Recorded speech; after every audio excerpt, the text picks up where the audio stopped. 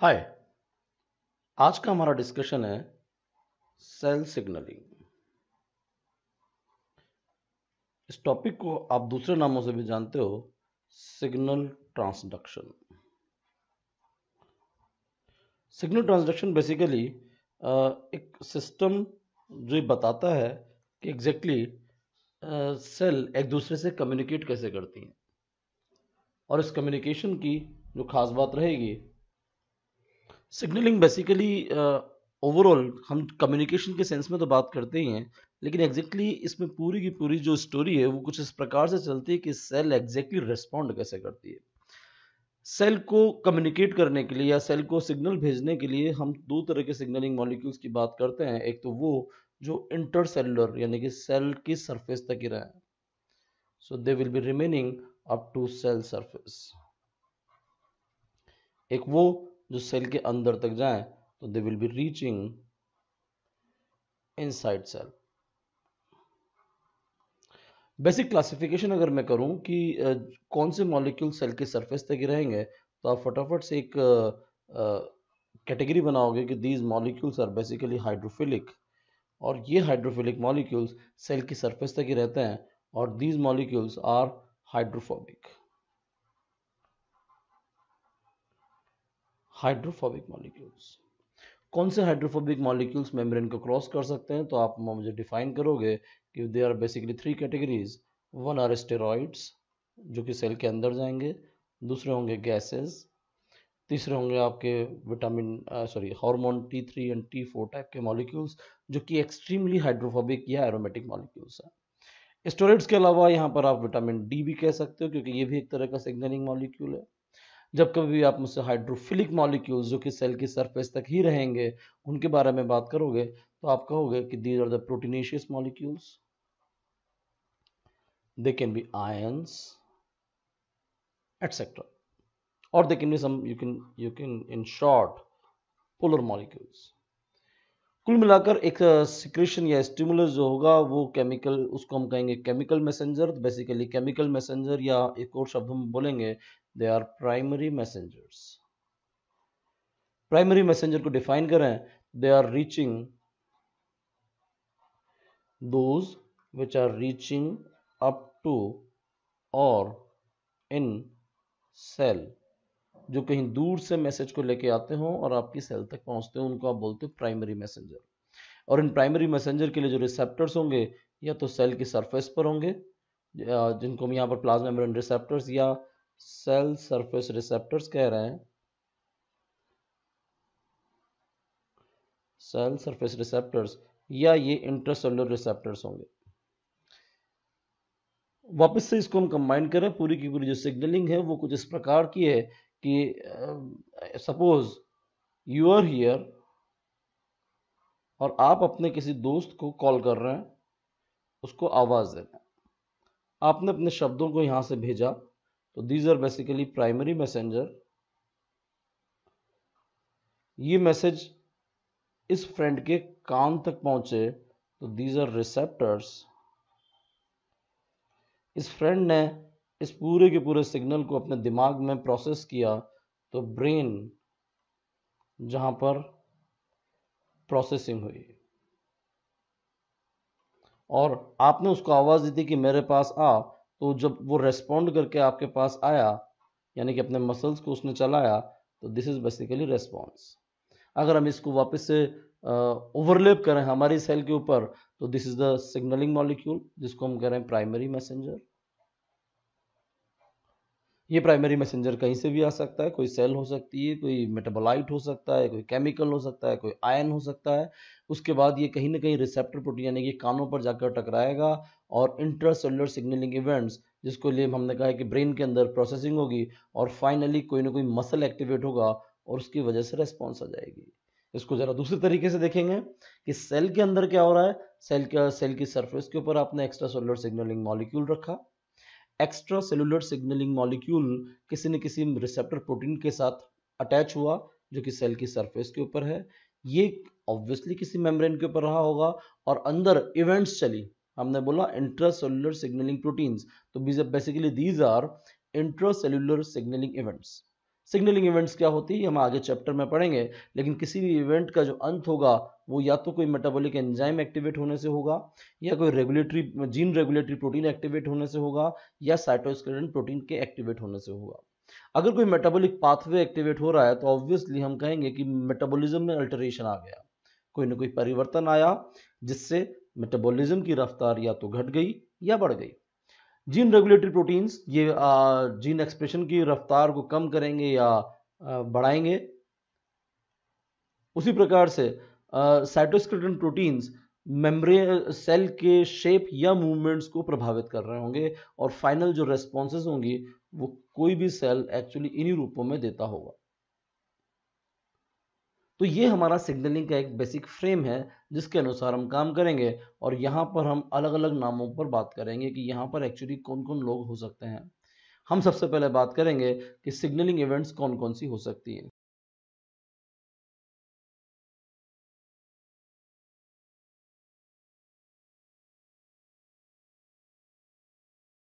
किस किस प्रकार की सिग्नलिंग हो सकती है। से फॉर एग्जाम्पल मैं कुछ बोल रहा हूं, मैंने कुछ कहा, हो सकता है सिर्फ और सिर्फ मैं ही सुन रहा हूं, मेरे कहे हुए को सिर्फ मैं ही सुन रहा हूं, यानी कि मैंने कोई सिग्नलिंग मॉलिक्यूल रिलीज किया और वो एक्चुअली सिर्फ और सिर्फ मुझ तक ही आ रहे हैं और मैं ही उस अनुसार कार्य कर रहा हूं, लगातार काम मैं वैसे के वैसे ही कर रहा हूं। तो इस प्रकार की सिग्नलिंग को बोलते हैं ऑटोक्राइन सिग्नलिंग। Autocrine signalling. अगर मुझे आपसे कुछ कहना है और मैं शब्दों का इस्तेमाल नहीं करना चाहता और मैं आपको सिर्फ और सिर्फ फिजिकली टच करके आपको अपना मैसेज देना चाहता हूं, तो इस तरह की सिग्नलिंग को कहते हैं कॉन्टेक्ट डिपेंडेंट सिग्नलिंग या जक्स्टाक्राइन सिग्नलिंग। जक्स्टाक्राइन सिग्नलिंग के ढेर सारे एग्जांपल हमारे डेवलपमेंटल बायोलॉजी में हमें नज़र आते हैं, जो कि स्पेशली गैस्ट्रुलेशन के मूवमेंट्स में या ऑर्गेनोजेनेसिस में, या जो अलग एडवांस प्रोसीजर्स होते हैं जिसमें सेल टू सेल इंटरेक्शन जैसे न्यूरॉन डेवलपमेंट में, उन सभी जगहों पर जक्स्टाक्राइन सिग्नलिंग के एग्जांपल्स आते हैं। पैराक्राइन सिग्नलिंग ये ठीक वैसे ही होगा कि मैं आपसे कुछ कहना चाहता हूँ और मैंने इतनी सी धीमी आवाज में कहा कि मेरे आसपास की लोगों को ही वो सुनाई दे रहा है। तो आसपास की सेल्स, जब बिल्कुल आसपास रखी हुई सेल्स ही उन सिग्नलिंग मॉलिक्यूल्स को रिसीव कर पाते हो तो उसको बोलते हैं पैराक्राइन सिग्नलिंग। ये लोकल मीडिएटर्स इसमें मेनली इन्वॉल्व होते हैं, जिसमें मुख्य नाम हम लोग इम्यूनोलॉजी के मॉलिक्यूल्स लेंगे, जैसे साइटोकाइंस, कई बार जैसे ग्रोथ फैक्टर्स। अगला होता है सिनेप्टोक्राइन। इसको जैसे सिनेप्टिक बोला या इसको मैं बोलूंगा सिनेप्टोक्राइन। कई बार इसको लोग न्यूरोक्राइन भी कहते हैं। यानी कि मुझे आपसे कुछ कहना है तो मैं एग्जैक्टली आपके कान में आके कहूं और सिर्फ उतनी बात कहूं जितनी की जरूरत है। तो neurotransmitters are actually attaching to the via synapse, they'll be acting on the only a single target cell. The target cell is always single. Exactly उसी सेल के बिल्कुल पास आकर न्यूरोट्रांसमीटर रिलीज होते हैं और सारा का सारा काम होता है। लेकिन एक और तरीका हो सकता है मुझे आपसे अपनी बात कहने का कि मैं किसी रेडियो स्टेशन पर या लाउड स्पीकर का इस्तेमाल करूं और मैं अपनी बात इस तरह से कहूं कि न सिर्फ आप तक बल्कि वहां प्रेजेंट हर तरह की सेल, जितनी भी तरह की सेल्स उस सिग्नल को सुन सकती हैं या उस सिग्नल को रिसीव कर सकती हैं, वहां तक वो सारा का सारा सिग्नल पहुंच जाए। ऐसे सिग्नलिंग कही जाती है एंडोक्राइन सिग्नलिंग। तो एंडोक्राइन सिग्नलिंग में जो हार्मोन होगा they are released into the blood stream, और ब्लड स्ट्रीम के थ्रू ये अलग अलग टारगेट सेल्स के ऊपर जाती हैं और अपने अपने रेस्पॉन्सेज देती हैं। तो इस प्रकार से आपने 5 तरह की सिग्नलिंग सीखी। 5 तरह की सिग्नलिंग को आपने अच्छे से सीखा। अब दोबारा से रिपीट कर दूं, खुद से बातें करना, किसी को छू कर कहना, आसपास के लोगों को अपनी बात कहना, किसी के कान में जाकर कहना, और लाउड स्पीकर पर या रेडियो स्टेशन पर जाकर अपनी बात कहना कि ढेर सारे लोग इस बात को सुन सकें। हमारे जो रिसेप्टर्स है, जैसे मैंने आपसे पहले डिस्कस किया था, 2 तरह के रिसेप्टर्स हम लोग डिस्कस करेंगे। Number 1 are the cell surface receptors and number 2 are intracellular receptors. Cell surface receptors hydrophilic molecules के लिए होते हैं। हाइड्रोफिलिक मॉलिक्यूल्स मैंने जैसे अभी आपको डिफाइन किया, ये आपके न्यूरोट्रांसमीटर्स हो सकते हैं। दे can B neurotransmitters, they can B hormones, they can be ions, they can be ions or they can be some larger molecules also, larger molecules also. लेकिन जब कभी मैं इंट्रासेलुलर रिसेप्टर्स के बारे में बात करूंगा तो मैं कहूंगा कि किसी न किसी प्रोटीन या किसी वजह से वो यहाँ तक आते हों और सेल के अंदर क्रॉस करके अंदर तक चले जाते हों। तो these are the small hydrophobic signalling molecules, जिसमें आप इंक्लूड करोगे गैसेस को, gases, it can be your steroids और it can be some specific hydrophobic molecules like T3 and T4 hormones. Target cell में अंदर जाने के बाद इनका जो मेन काम होता है वो किसी भी तरीके से न्यूक्लियस के अंदर जीन एक्सप्रेशन की प्रोफाइल को बदलना होता है। दे will be changing gene expression profile. इनके जो रिसेप्टर्स होते हैं उनको आप इंट्रासेलुलर रिसेप्टर प्रोटीन्स कहते हो और इनके दो ऑप्शंस होते हैं कि या तो ये साइटोसोल में रहें या ये शुरू से ही न्यूक्लियस में रहें। साइटोसोल वाले भी अंततः वापस न्यूक्लियस के अंदर जाकर ही जीन एक्सप्रेशन की प्रोफाइल को बदलते होंगे। तो दूसरी जो लेवल आपने सीखा है वो सीखा है इंट्रासेलुलर रिसेप्टर, आपके सेल रिसेप्टर्स का। तो एक समराइज वापस हम करें कि एक्स्ट्रासेलुलर सिग्नल आया, एक्स्ट्रासेलुलर सिग्नल हो सकता है आपके सेल सरफेस प्रोटीन के ऊपर बाइंड करे, सेल सरफेस प्रोटीन पर बाइंड करने के बाद तीन चार मेजर इवेंट्स हो सकता है कि आपका जीन एक्सप्रेशन की प्रोफाइल बदल जाए, हो सकता है कि साइटोप्लाज्मिक मशीनरी में चेंज आकर कोई मेटाबॉलिक चेंज आए, और हो सकता है कि उस सेल की शेप या उस सेल का मूवमेंट बदल जाए। ये जो दो बातें मैंने कही हैं जिसमें मेटाबॉलिज्म या सेल मूवमेंट की बात होती है वो इंस्टेंट होती है, जिसमें सेकंड से लेकर मिनट तक लगते हैं। लेकिन जब आप मुझसे जीन एक्सप्रेशन के बारे में बात करोगे, जीन एक्सप्रेशन टाइप के जो रेस्पॉन्सेज होंगे या फाइनल रिजल्ट्स होंगे उनमें मिनट से लेकर आवर्स तक लगते हैं, और जो फास्ट रेस्पॉन्सेज होंगी उसमें आप मेटाबॉलिक चेंजेस या आपके movement related changes, cell movement related changes, इनके बारे में आप बात करोगे।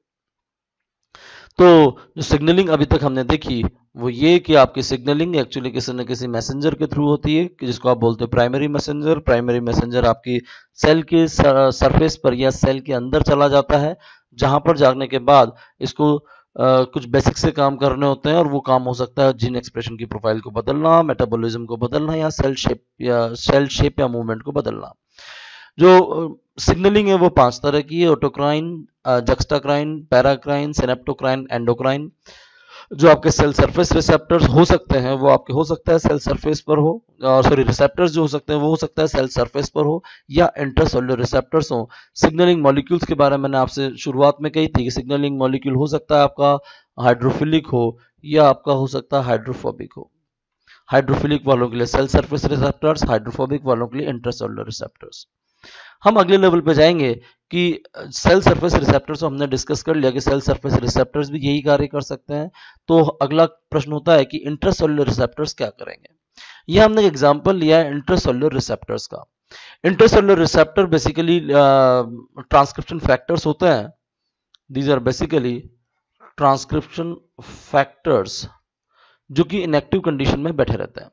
इनएक्टिव कंडीशन में क्यों रहते हैं? क्योंकि इनहिबिटरी प्रोटीन इनके स्पेसिफिक डोमेन के साथ बाइंड किए हुए रहता है, और ये स्पेसिफिक डोमेन इस प्रकार से अरेंज रहते हैं कि they will not be allowing this DNA binding domain to get free whenever the ligand come. यानी कि जब कभी भी आपका सिग्नलिंग मॉलिक्यूल आएगा, जिसको हम यहाँ पर लिगेंड कहते हैं, ये लिगेंड के बाइंड करने से ये जो इनहिबिशन आपका है, this inhibition get release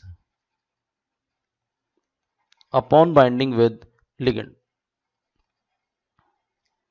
upon binding with ligand,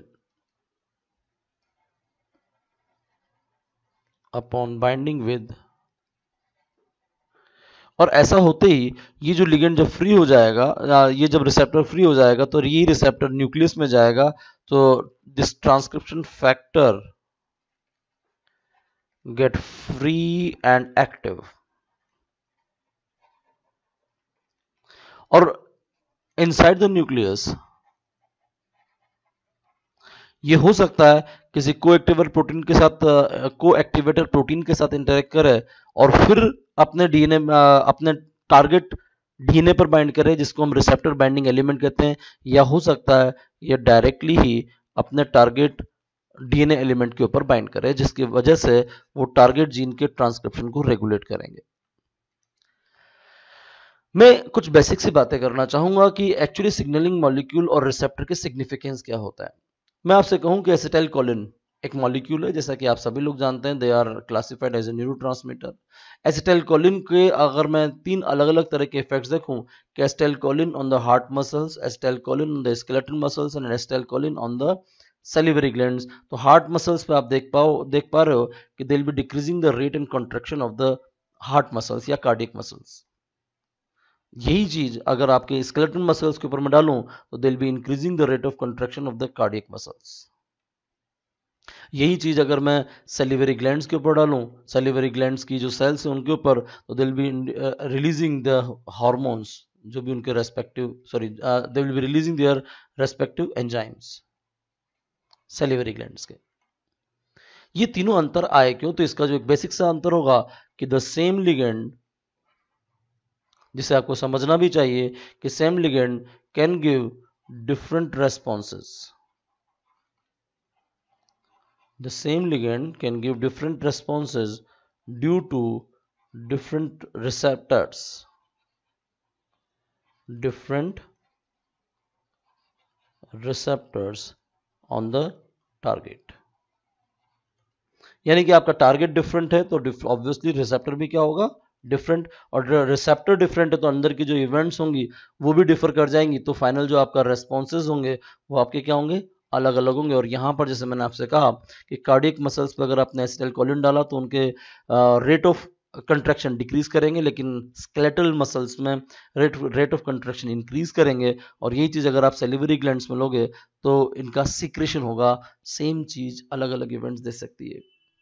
थोड़ा सा समझने से पहले मैं सेल सरफेस रिसेप्टर से अपना टॉपिक यहां पर शुरू करना चाहूंगा कि सेल सरफेस रिसेप्टर्स। मैंने अब तक आपसे लिगेंड के बारे में बात कर ली, मैंने आपसे रिसेप्टर्स के बेसिक फीचर्स के बारे में बात कर ली, जिसमें मैंने कहा कि रिसेप्टर आपके दो तरह के थे, सेल सरफेस और इंट्रासेलुलर। सेल सरफेस रिसेप्टर्स 3 तरह के हो सकते हैं। One are ion channel link receptor, ion channel linked receptors. The second are G protein coupled receptors,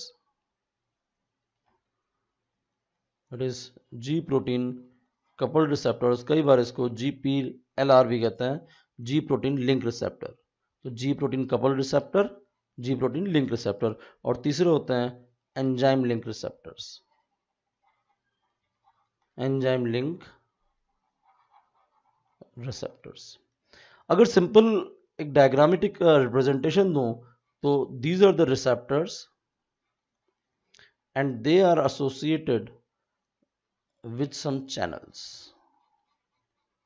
These are ion channels. जब कभी भी यहां पर कोई लिगेंड बाइंड करेगा, these ion channels get open. हो सकता है कोई आयन अंदर आ जाए, ions may come in और ions may go out. Ions may go out. Basic सी थीम देख लेना कि जब कभी भी आपकी सेल है और अंदर की तरफ पॉजिटिविटी का इंक्रीज हो रहा है, पॉजिटिविटी इंक्रीज हो रही है, तो इसको बोलते हैं डीपोलराइजेशन। और अंदर की तरफ अगर नेगेटिविटी इंक्रीज कर रही है तो इसको बोलते हैं हाइपरपोलराइजेशन। ये सारी बातें मैं नॉर्मल रेस्टिंग मेम्ब्रेन पोटेंशियल के रेस्पेक्ट में बात कर रहा हूँ कि नॉर्मल रेस्टिंग मेम्ब्रेन पोटेंशियल जो कि जिसकी वजह से cell inside negative outside positive होती है, उसके कंपेयर में अगर सेल इनसाइड पॉजिटिव हो जाए तो उसको बोलते हैं डीपोलराइजेशन। और नॉर्मल आरएमपी अगेन जिसकी वजह से cell normally inside negative outside positive होती है, उससे भी ज्यादा अगर नेगेटिव हो जाए तो इसको इस प्रक्रिया को बोलेंगे हाइपरपोलराइजेशन। हाइपरपोलराइजेशन कब होगा? जब आपकी कोई पॉजिटिव चीज बाहर चली जाए या अंदर की तरफ नेगेटिव चीजें आ जाए, नेगेटिव आयंस। डिपोलराइजेशन कब होगा? जब अंदर की तरफ पॉजिटिव आयंस आते हों और बाहर की तरफ नेगेटिव आयंस निकलते हों। ये कुल मिलाकर 4 घटनाएं हैं जो घटित होती रहती है आयन चैनल लिंक रिसेप्टर्स के साथ। दूसरे वाले होंगे हमारे जी प्रोटीन कपल रिसेप्टर्स या जी प्रोटीन लिंक रिसेप्टर्स।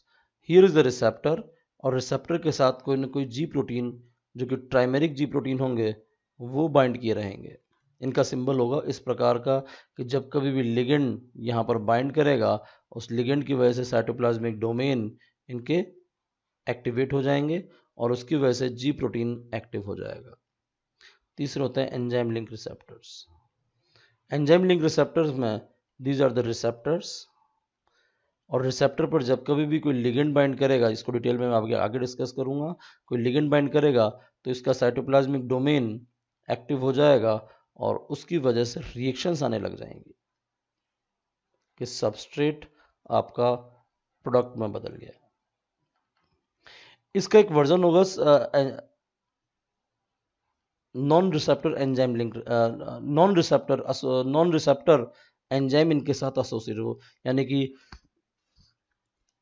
एक और तरह की घटना जिसमें साइटोप्लाज्मिक डोमेन के साथ कोई एंजाइम आकर दूसरा जुड़ जाए और ये रिएक्शन देना शुरू करे।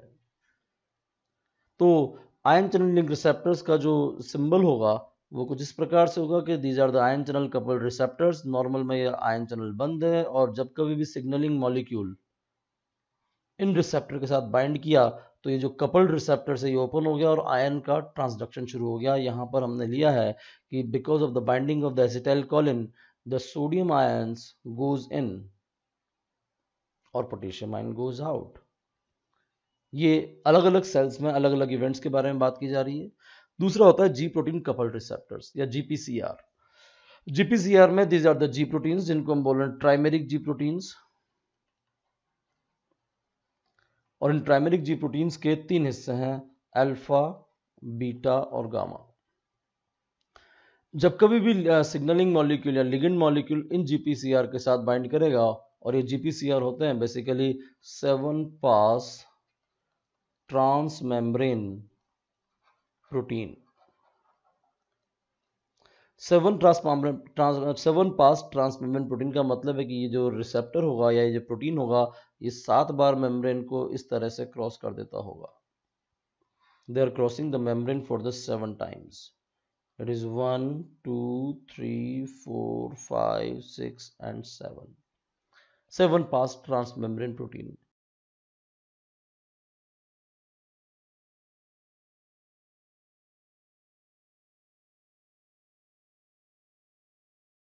यही चीज अगर आप आयन चैनल लिंक रिसेप्टर्स में देखोगे तो दे आर मल्टी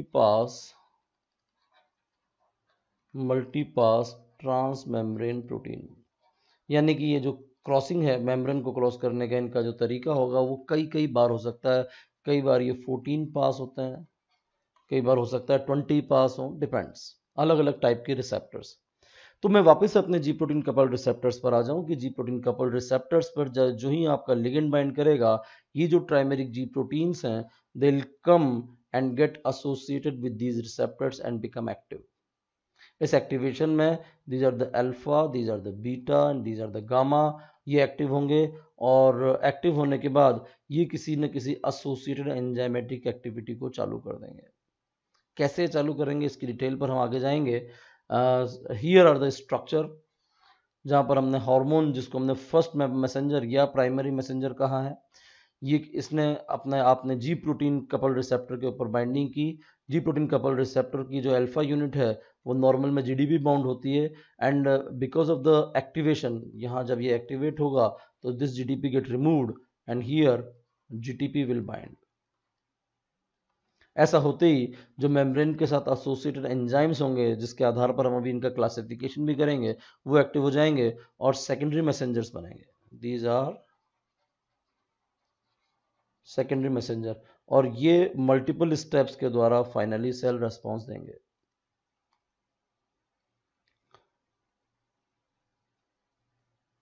तीसरी बात जो हम कर रहे हैं वो आपके एंजाइम कपल्ड रिसेप्टर, जैसा मैंने अभी आपको डायग्राम के द्वारा समझाया था कि ये जो रिसेप्टर्स हैं इनका साइटोप्लाज्मिक डोमेन खुद एंजाइम की तरह कार्य कर सकता है या ये किसी एंजाइम के साथ एसोसिएट हो सकता है। इसको देखने के लिए एक सिंपल सा हमने एग्जांपल लिया है, यहाँ पर हमने एग्जांपल लिया है रिसेप्टर टायरोसिन काइनेजेस का। रिसेप्टर टायरोसिन काइनेज, नाम खुद कह रहा है कि ये वो रिसेप्टर्स होंगे जिनके साइटोप्लाज्मिक डोमेन में टायरोसिन काइनेज एक्टिविटी होगी। तो इनका काम करने का तरीका बड़ा गजब का होगा कि because of the binding of the signalling molecules जो कि डाइमर की फॉर्म में है, ये रिसेप्टर खुद डाइमराइज हो जाते हैं और उनके कैटालिटिक डोमेन एक्टिव हो जाते हैं। कई बार ऐसा भी होता है कि सिग्नलिंग मॉलिक्यूल मोनोमर की फॉर्म में हो, और वैसे केसेस में भी ये मोनोमर की फॉर्म में हो, या इस तरह का रिसेप्टर डाइमराइजेशन ना हो, सिर्फ और सिर्फ रिसेप्टर एक्टिवेट होता हो और कोई ना कोई एंजाइम के साथ एसोसिएट हो जाए। यानी कि इस वाली साइड का जो डायग्राम बनेगा वो कुछ इस प्रकार से बनेगा। Because of the binding of the ligand these enzymes get activated, और इसका अगर आप डायग्राम बनाओगे तो इस तरह का जो इवेंट होगी उसमें ये एंजाइम होगा and here are the reaction because of the binding of ligand।